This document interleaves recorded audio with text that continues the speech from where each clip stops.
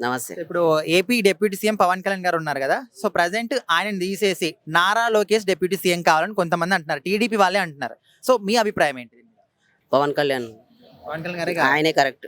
ఉమ్, ఆయన ఉంటేనే మంచిది. ఉమ్, అంటే ఆయనకు అనుభవం ఉందో లేదో నాకు తెలియదు కానీ ఈయన మనకి మంచి చేస్తాడని అందరికీ నమ్మకం. ఉమ్. పవన్ కళ్యాణ్ అసలు డిప్యూటీ సీఎం హోదాకి మన నారా లోకేష్ ఎలిజిబుల్ అవుతాడా? కాదంటారు. లేదు. సో అంటే ఇప్పుడు టీడీపీ వాళ్ళే ఇట్లా ఆడడానికి కారణం ఏంటి అనుకుంటున్నారు మీరు? అంటే ఎంతైనా వాళ్ళ డాడీనే కదా సీఎం. సో అట్లా ఉండొచ్చు, ఉమ్. సో మరి సపోర్ట్ చేయొచ్చు ఆయనకి.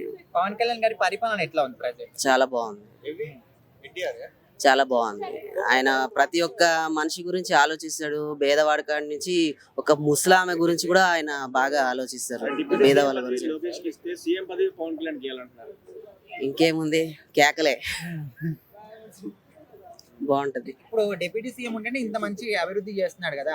ఇంకా సీఎం ఉంటే ఇంకా ఓ సూపర్, తగ్గేదేలే.